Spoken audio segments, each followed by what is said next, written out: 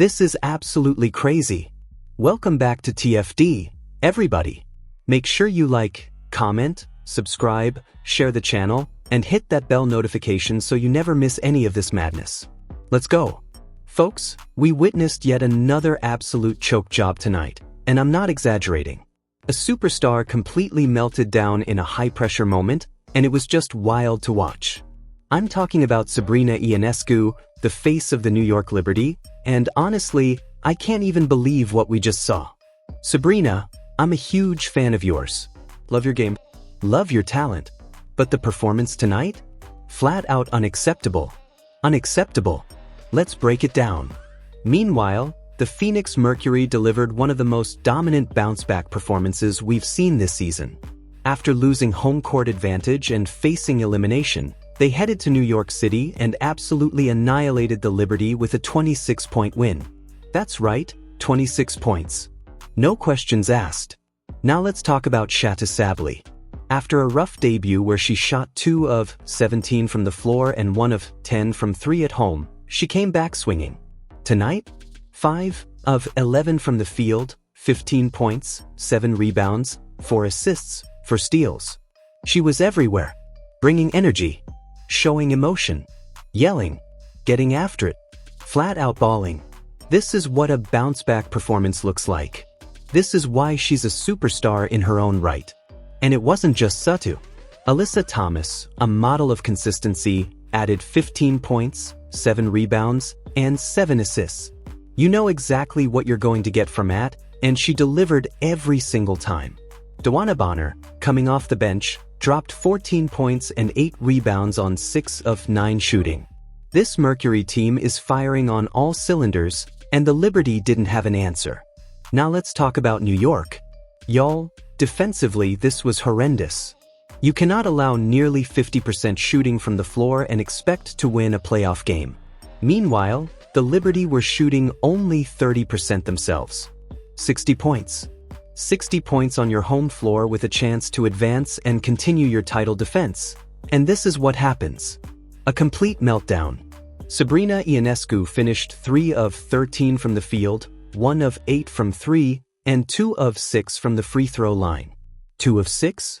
That's below 50% from the line. SABRINA, you are one of the league's elite shooters.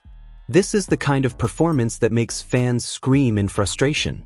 I mean, yes, you've had huge moments before, game winners, big plays, but tonight? 9 points, 3 assists, 4 rebounds, and a -19+. That is not good enough in a game like this. Breanna Stewart played only 20 minutes. Clearly, she's not 100%, and her line of 6 points, 2 rebounds, and 2 assists shows that. You wonder if she should have sat this one out completely to protect her knee, because risking serious injury just doesn't make sense. Leonie Fiebig? Awful tonight. Flat out awful. 2 points, 2 assists, 2 rebounds in 20 minutes. Not good. I'm a little under the weather, folks, sinus all over the place, but I had to get this content out for you guys. Natasha Cloud was 2 of 5 for 8 points. That's not going to get it done. You're too talented, too experienced, too clutch to settle for nights like this. We saw a dominant Cloud in Game 1, dropping 26 points, controlling the game, and being the best player on the floor. Tonight? Not even close. Jonquil Jones, the best center in the league? 7 points, 13 rebounds. Rebounds are great, but 7 points aren't enough. You're a superstar. You need to contribute on both ends offensively and defensively. Emma Meesman was okay, 11 points, 6 rebounds, 3 assists, but again, okay doesn't win playoff games. Bottom line, SABRINA IONESCU has to figure it out. This Liberty team will not survive if she does not show up. Period. If SABRINA doesn't step up, the Mercury will eliminate them, and that's just a fact. Let's talk about the free throw disaster. SABRINA missed all 3 free throws early in the first quarter. Now, think about this. She's a 93.3% free throw shooter this season, a career 91% shooter. Missing all 3 early? That's not nerves. That's a mental meltdown. Palms are sweaty, knees weak, arms are heavy, all that. This is not how a world-class player responds under pressure. It's rare. It doesn't happen often, but tonight, it happened. The shooting woes continued. 3 of 12 from the floor, 1 of 8 from 3, a pattern that's been creeping into her last couple of playoff games. We've seen flashes of brilliance, yes, but the inconsistency in the biggest moments is alarming. When you're one of the faces of the WNBA, expectations are high. You cannot afford performances like this in critical playoff matchups. Now, I'm not saying she's a bad player. Not at all. She's a superstar. But these are the nights that define careers, and this was a night to forget. The Mercury exposed every weakness of this Liberty team. Defensively, they collapsed. Offensively, they couldn't find rhythm. And SABRINA IONESCU, the leader, could not lead. We have to mention the three-point struggles. Game 1, 3 of 12. Game 2 with 8. That's 4 of 20 from 3 in 2 games. Not acceptable. You're not just a shooter, you're supposed to be elite, a game changer from deep. These numbers don't cut it, not in the playoffs. Not for a player of her caliber. Bottom line, folks, the Phoenix Mercury are back. Sabally, Alyssa Thomas, Dawana Bonner, they're all balling. The Liberty need more than just hope. They need SABRINA to show up. They need Jones to dominate offensively. They need Natasha Cloud to be clutch again. Without that, this team will fall short, and the Mercury will take advantage. So yeah, SABRINA Ionescu stunk it up tonight. Did she choke? Was it frustrating to watch as a fan? Absolutely. Can she bounce back? Of course. But the clock is ticking. Game 3 is coming, and the Liberty cannot afford another performance like this. The expectations that come with being a world-class player? They are very real. Tonight, SABRINA failed to meet them. Folks, this is why we watch the playoffs. Drama, highs, lows, superstars under pressure, teams battling for survival. And tonight, we saw a superstar meltdown, a team exposed, and a Phoenix Mercury team that looks absolutely unstoppable right now. So buckle up, because the series isn't over. But one thing's for sure, SABRINA Ionescu has some work to do. And the rest of the Liberty? They better step up too, because this Mercury team isn't going anywhere. Alright, that's it for this breakdown.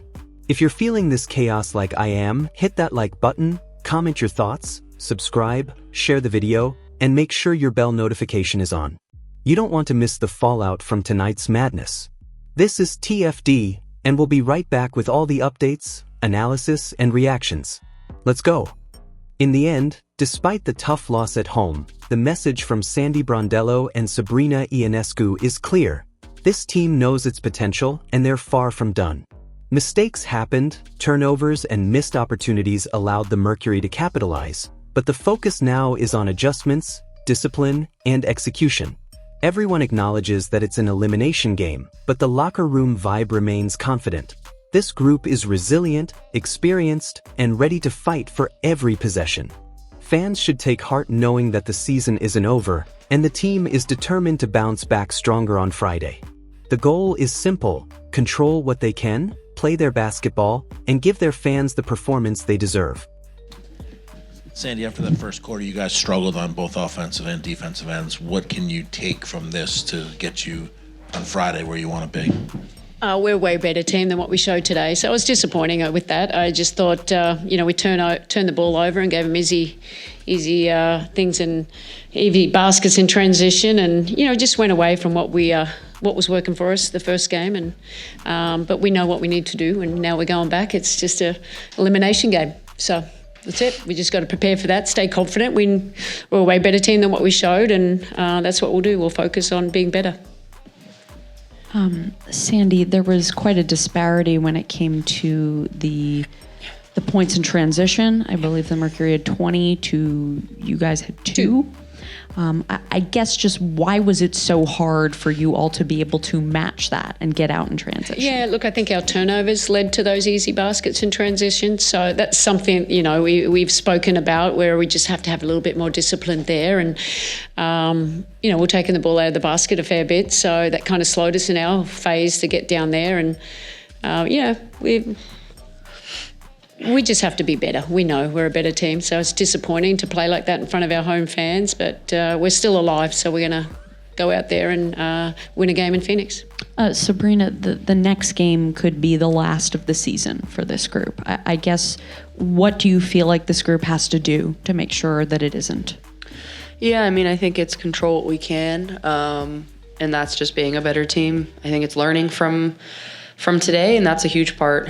We can't go out and play the same way we did and expect a different result. I think we have to go out and make the adjustments and, play like our season's on the line, because it is, and so is theirs. And I think that's, it's going to come down to who can execute, who can string together the best 40 minutes of basketball, and, hopefully that's us. Sandy, in terms of what you were able to get from Stewie tonight, what was she able to do in your view, and what were the things she wasn't able to do that you usually can take for granted from her? Look, obviously it's a very physical team. We got to the foul line 25s, but maybe we could get there a little bit more. I think they were really physical and rerouting us there. And, Stewie's tough. She did what she could there, but hopefully, we know she's going to be a little bit better. But, I suppose the physicality, that was hard for her. She's trying to get in there and the screening. But I think we all know Stewie's a champion and she's going to respond in the right way. And, it gives her a few more days to get her. It was good not to overplay her today. That helped. You talked before, I mentioned that it could be the last game here at Barclays Center if you don't get business done on Friday. Just wonder if it ever crossed your mind or that it could be a long time, considering that the league could go into a lockout. Just wondering if that's crossed your mind at all. No, but, I think we know the importance and significance of our fans and what we've built here. I think we know that we got to play better next game, because this shouldn't be the end and how we leave them. Us as a team, but especially our fan base who've supported us through a lot of highs and lows. They deserve to have more games played here, and we do as well. And so, we got to go out and fight for our lives, fight for our season and wanting to come back. But, we can't thank them enough for what they've done for us, not just this year, but year in and year out. They continue to grow. Every night it feels like it's a sellout. They cheer us on. They stay to the end. And some nights are not our nights, but we know that we can always rely on them. Hey, all, sorry it didn't go your way tonight. My question will be for Coach. What kind of went right in the first quarter that you can take into Game 3, and what made it so hard to keep what went right and keep that momentum alive over the final 3 periods? Yeah, look, I thought both of these players were really good in the pick and roll action. JJ obviously spacing out and shooting the threes real quick. I thought Sabrina got downhill into the paint, got really high percentage shots, and then they just went to another level, and we didn't. We found it really hard to score in a multiple of ways. Their physicality, their congestion, everything. We just got to stay quick with our processes and not forget, when we're at our best, what it looks like.